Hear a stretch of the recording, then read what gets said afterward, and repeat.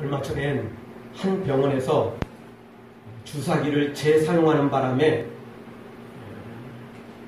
질병이 있었던 환자에게서 수많은 사람들이 재감염되는 아주 큰 일이 발생했습니다.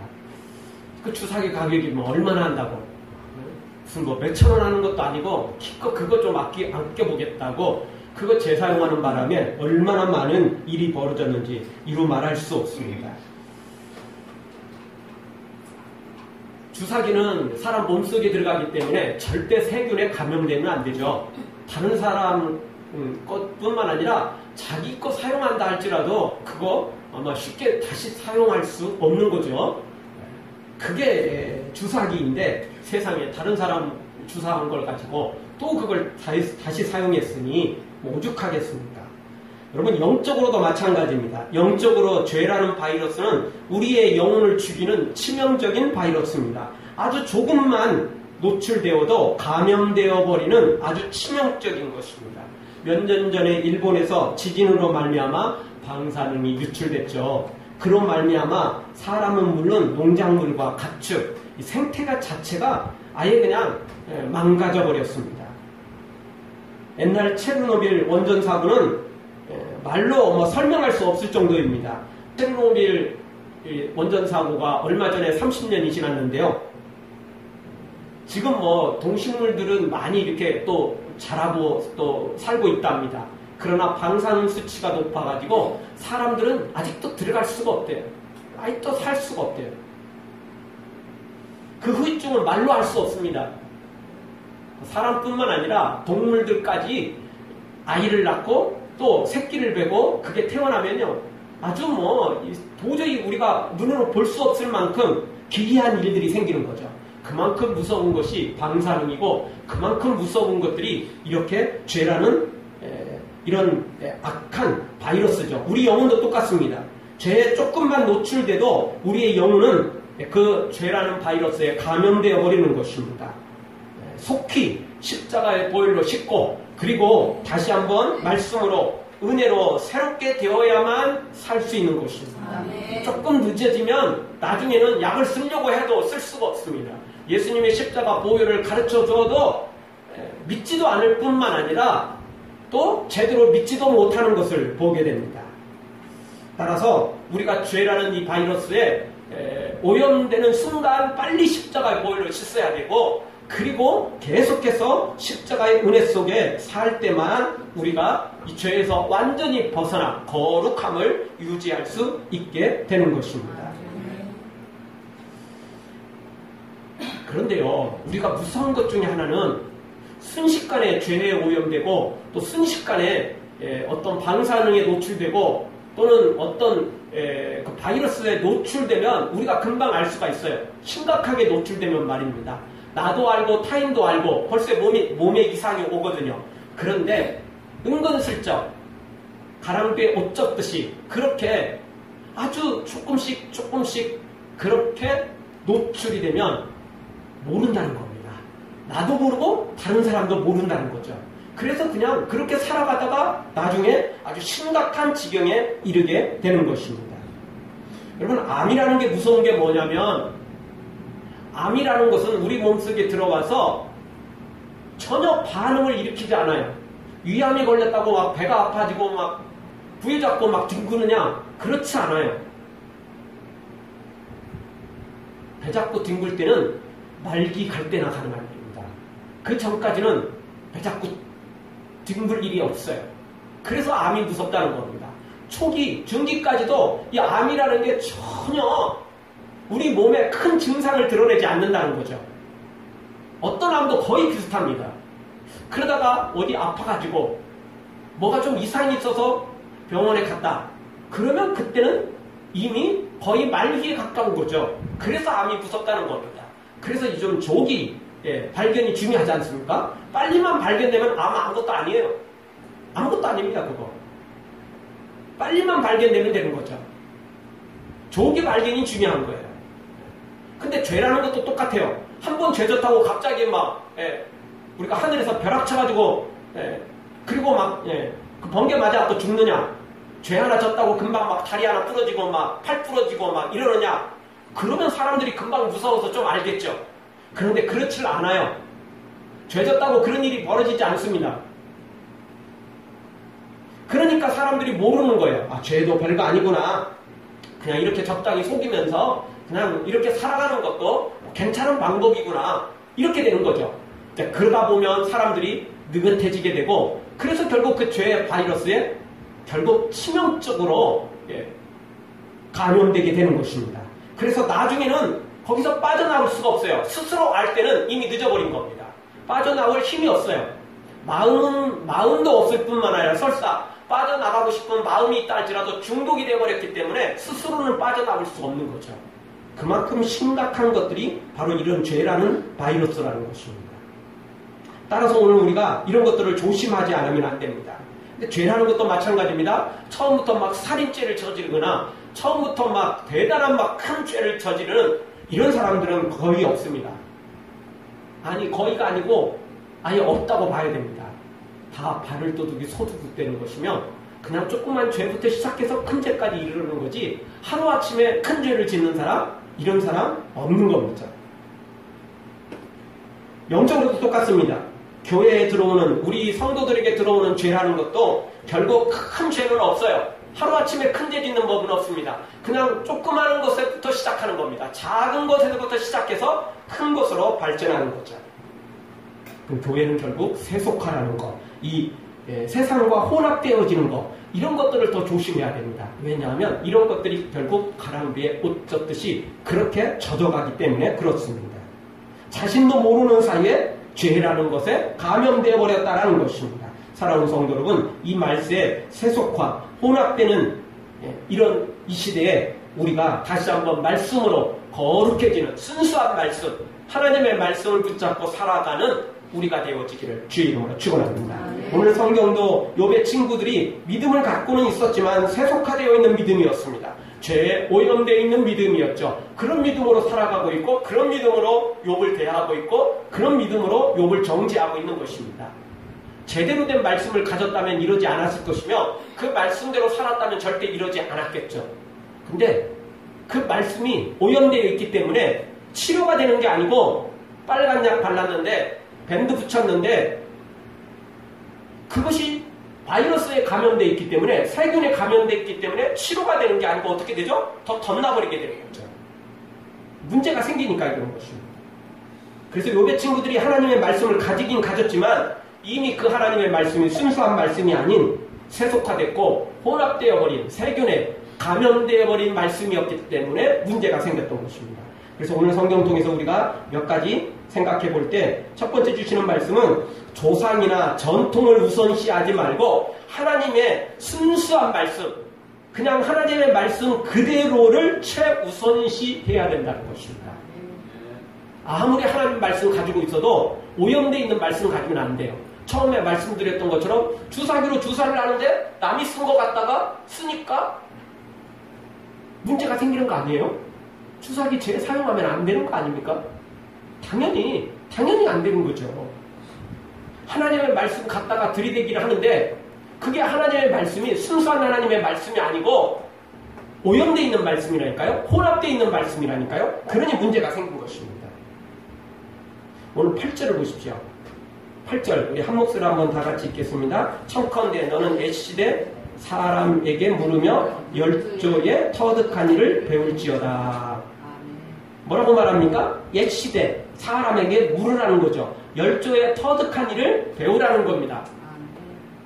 그러니까 욥의 친구 빌닷은 하나님의 말씀을 가지고 이야기하긴 하지만 순수한 하나님의 말씀이 아니고 어떤 하나님의 말씀이었어요? 열조, 옛시대 사람들이 가졌던 그런 말씀들을 물으라는 거죠.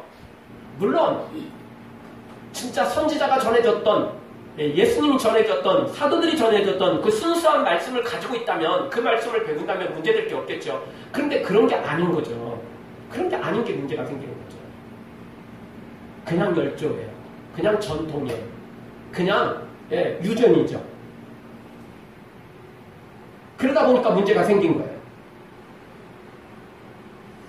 이 선조들의 전통을 가져다가 인용하니까 당연히 순수한 하나님의 말씀이 될 수 없는 거죠. 99%가 뭐 개돼지라고 말하는 그런 개돼지 같은 사람이 하는 이야기를 우리가 어떻게 받아들일 수 있으며 그게 또 어떻게 사람에게 감동을 주겠습니까? 감동은 그냥 분노를 일으킬 수밖에 없는 거 아니에요? 그러면서도 영화에 나오는 대사를 자기가 조금 인용했을 뿐이지 자기 뭐 그런 생각 없다는 거죠. 욥의 친구들도 지금 그런 것과 똑같아요. 이런 것으로는 결국 모두를 다 망칠 수밖에 없다는 것입니다. 이 월버 스미드라는 박사가 예루살렘 히브리 대학 교수인 클라우스너를 찾아가서 사인 좀 해달라고 했답니다.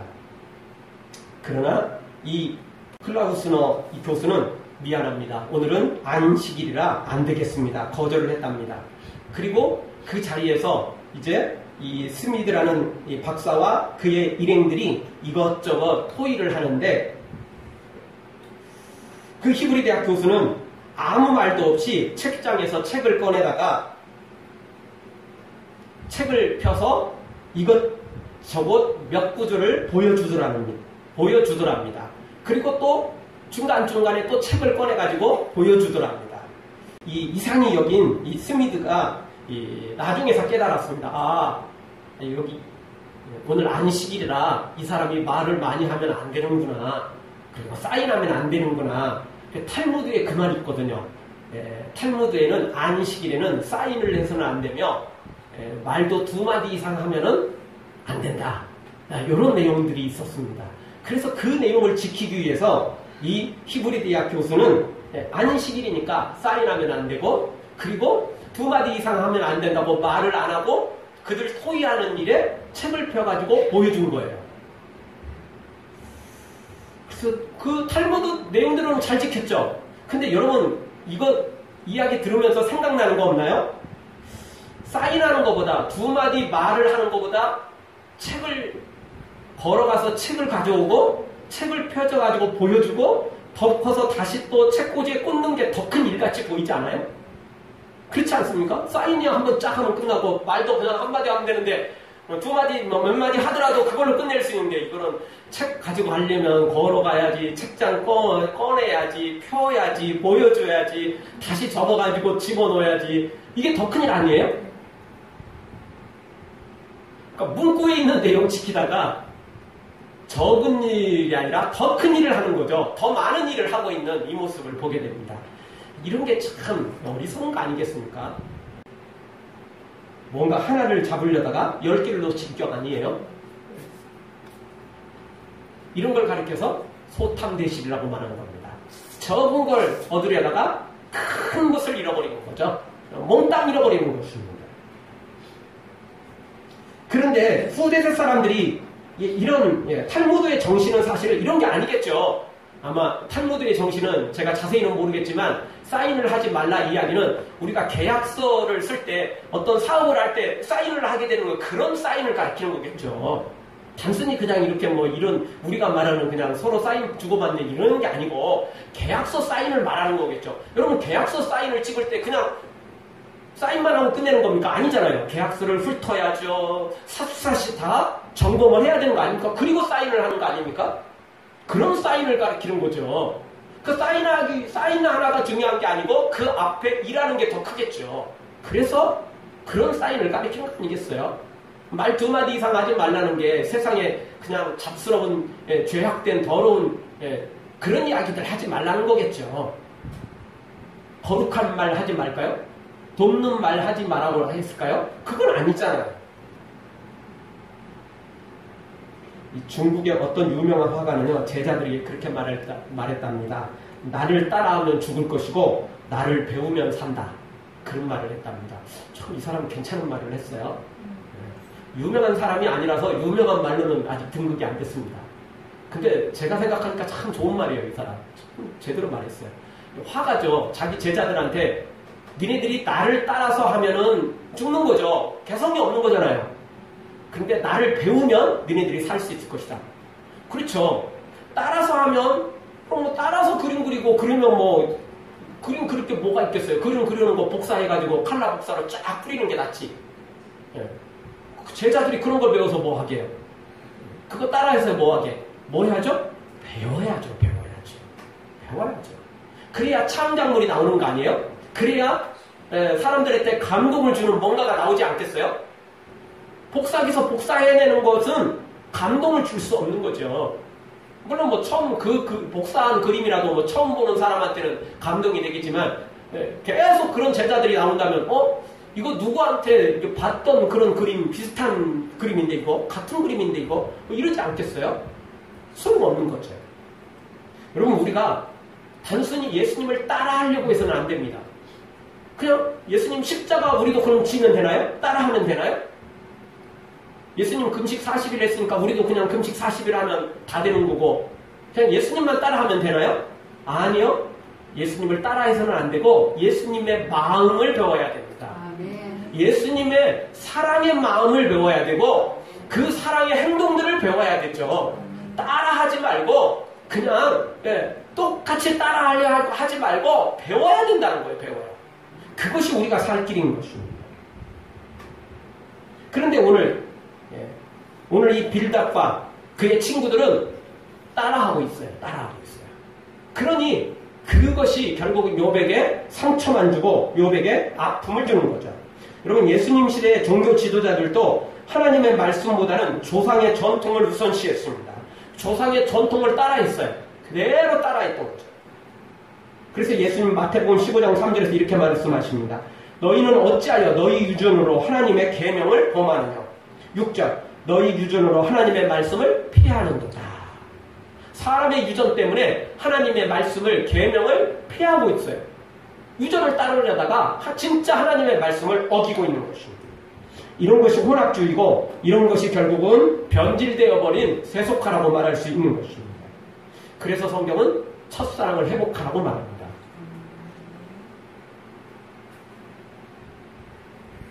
첫사랑 회복하지 않으면 처음 거 회복하지 않으면 순수한 그거 회복하지 않으면 따라해도 소용없어요.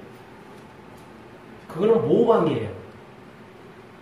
물론 모방을 하면서 창조해 나가는 게 사람이지만 끝까지 모방만 해서는 아무런 도움이 안 돼요. 처음에는 따라할지 모르지만 배워야만 되는 것이죠.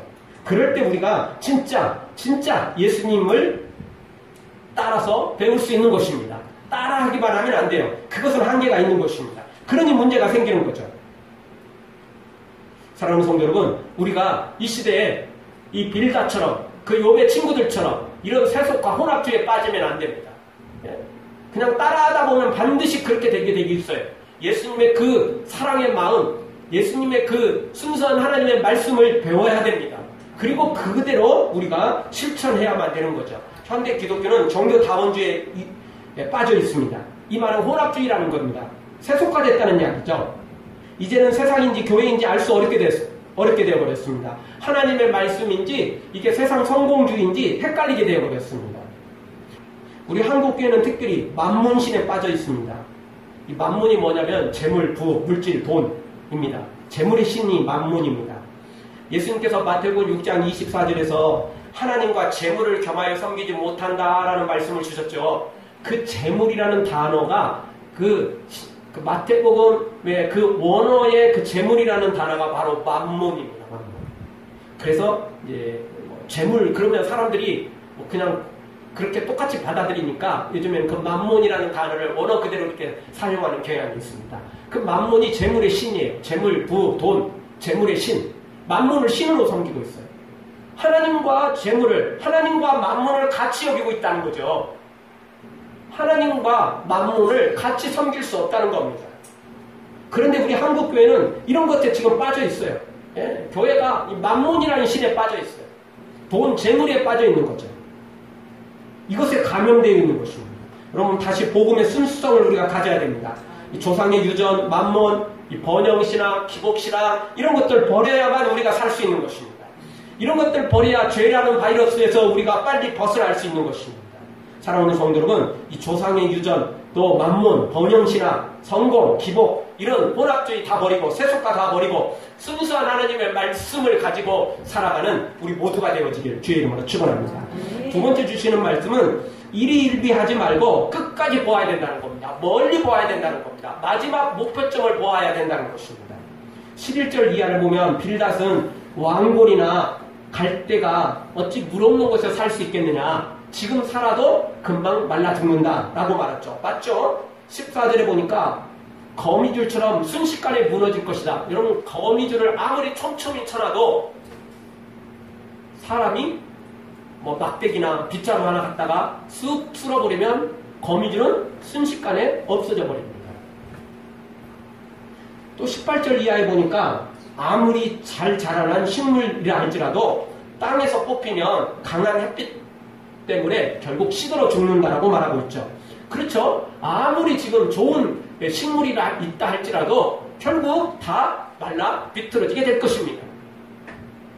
뽑히면, 뿌리가 뽑히면 살 수 있는 식물은 없기 때문에 그렇습니다. 그래서 지금 이 빌닷은 이런 것들을 이야기하면서 네가 과거에 부유했고 명예를 얻었고 하나님 앞에 큰 복을 받았지만 네가 범죄했기 때문에 지금 이런 비참한 꼴이 되고 말았다. 망하게 되었다. 지금 그 이야기를 하고 있는 것입니다.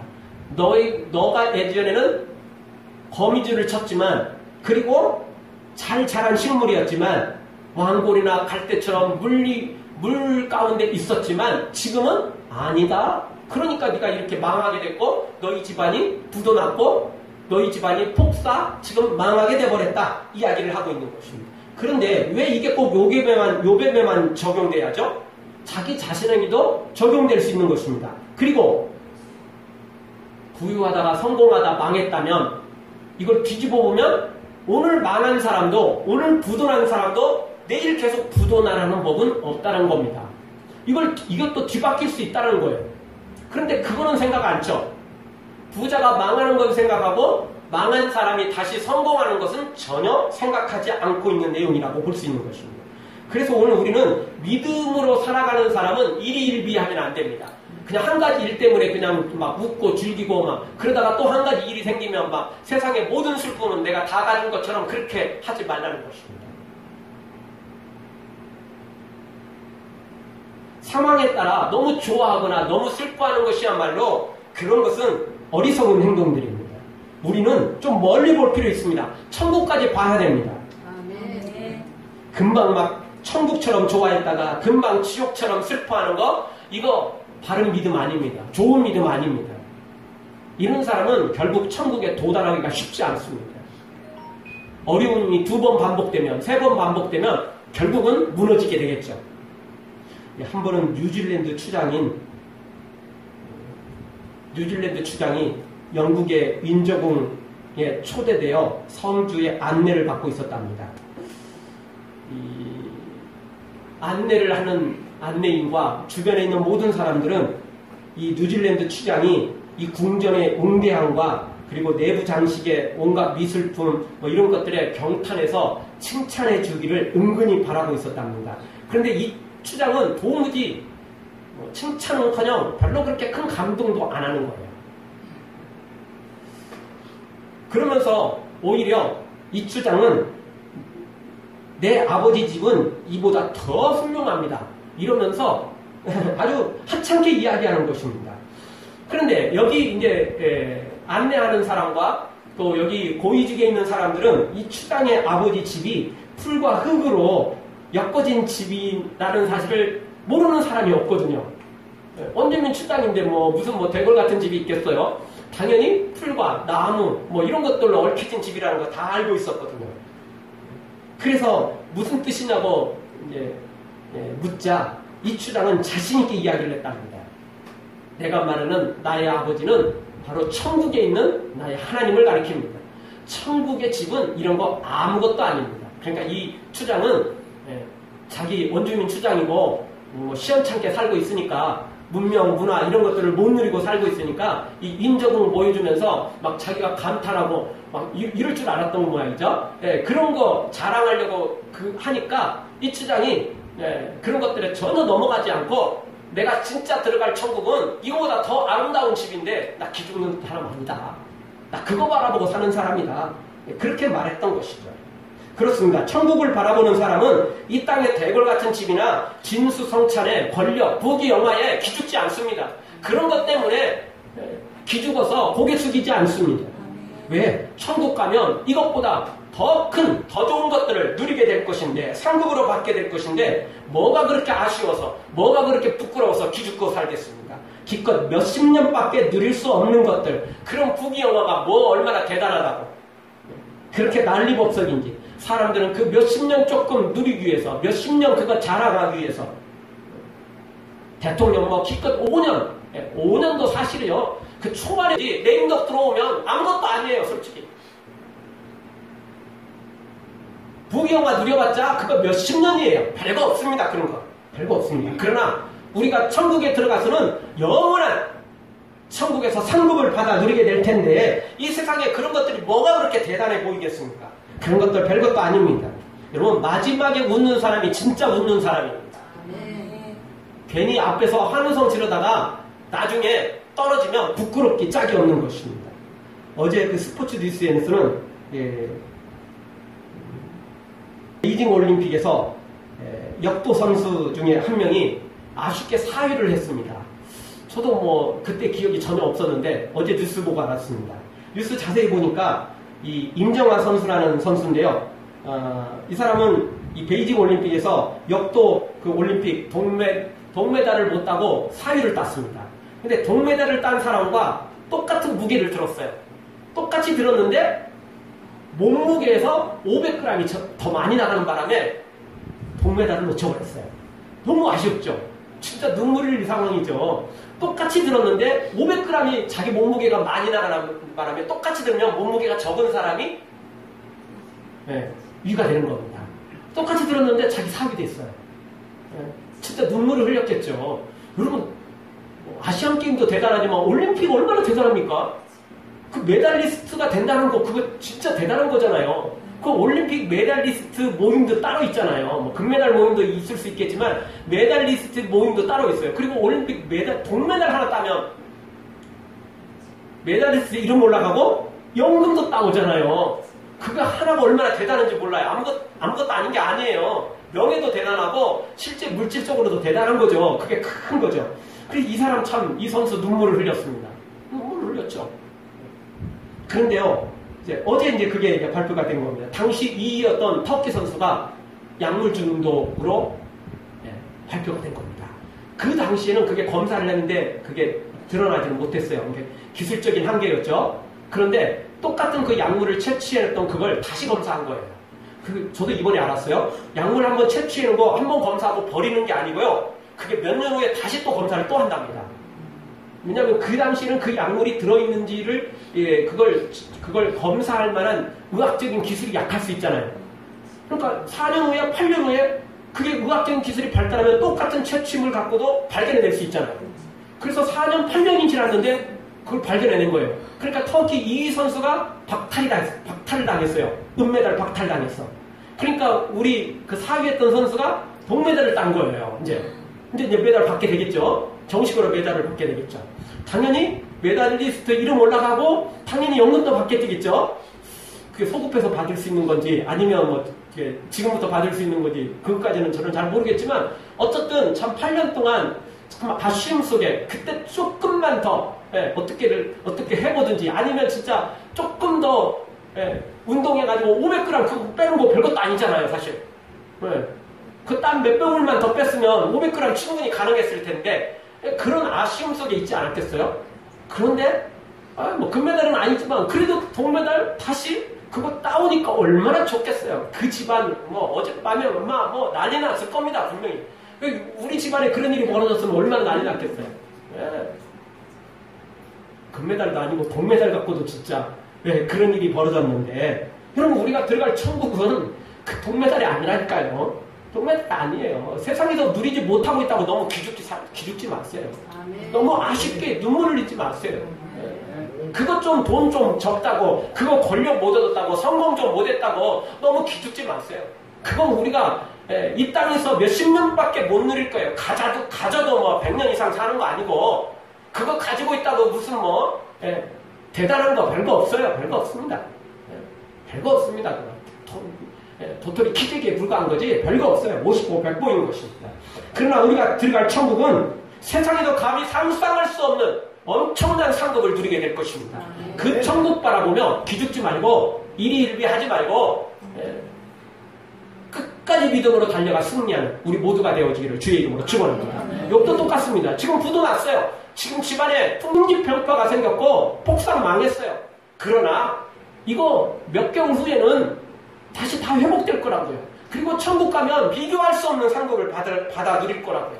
지금 욥의 친구들은 자기들은 망하지 않았으니까 큰소리 뻥뻥 치지만 욥을 정죄하고 비난하며 욕하고 있지만 얼마 지나지 않으면 깨갱거릴 수밖에 없어요. 하나님께 대통 혼나거든요. 그리고 욥이 아니었으면 이들은 죄를 용서받지도 못하게 돼요. 하나님께 제사하면서 욥에게 철저히 사과하죠. 그리고 나서야 용서를 받게 되는 거죠. 알고 보면 약한 것 같지만 부도난 욥, 지금 정죄받고 있는 욥이지만 진짜 실세는 욥이에요. 진짜 하나님의 사람은 욥이었던 거죠. 우리 모두 지금 좀 약하게 보여도 실망 좌절하지 말고 끝까지 믿음으로 나아가 승리하기를 주의 이름으로 축원합니다. 마지막 세 번째 주시는 말씀은 하나님의 심판에서 나는 열애라는 생각 버리고 아니라는 생각들 이런 버리고 두렵과 떨림으로 그리고 감사함으로 하나님을 섬겨야 된다는 것입니다. 20절에서 22절까지 보면 빌닷은 욥이 하루아침에 폭삭 망한 것을 언급하면서 욥에게 그렇게 정죄하면서 그러면서도 욥에게 또 약간의 소망을 줍니다. 네가 빨리 회개하고 네가 죄인이라는 걸 시인하면 혹시 하나님이 복 주실지도 모른다. 이런 것까지도 자기 이득을 위해서 사용하죠. 그런데 정작 자신이 망할 수 있다는 생각은 전혀 하지 않습니다. 여러분, 우리는 내일 일을 자랑할 수 없습니다. 내일 일을 보장할 수 없어요. 언제 어떻게 될지 모르는 게 우리 인생인 것입니다. 오늘 자랑하다가 내일 부끄러움을 당하는 게 우리 사람인 것입니다. 오늘 금메달 땄다고 환호성 지르다가 약물 중독 발견돼서 사람들로부터 다 손가락질 당할 수 있는 게 우리 인생일 수 있다는 것이죠. 그것을 우리는 부인할 수 없는 것입니다. 따라서 오늘 우리는 두렵고 떨림으로 우리의 구원을 이루어 가야 됩니다. 계속해서 감사함으로 우리가 하나님께 충성하며 헌신해 나가야 됩니다. 지금 구원받았다고 경거망동하다가는 우리가 큰 심판을 면할 길이 없어지는 것입니다. 오늘 당장 어려운 일이 있어도 끝까지 우리가 두렵고 떨림으로, 그리고 오늘 또 성공하는 일이 있어도 그것에 교만하지 말고 경거망동하지 말고 끝까지 믿음으로 달려나가서 위대한 하나님의 세워지는 그 날에 여러분 모두 욥처럼 위대한 하나님의 사람들로 세워지길 주의 이름으로 축원합니다. 아멘. 기도하겠습니다. 우리 동서로 한번 기도할 때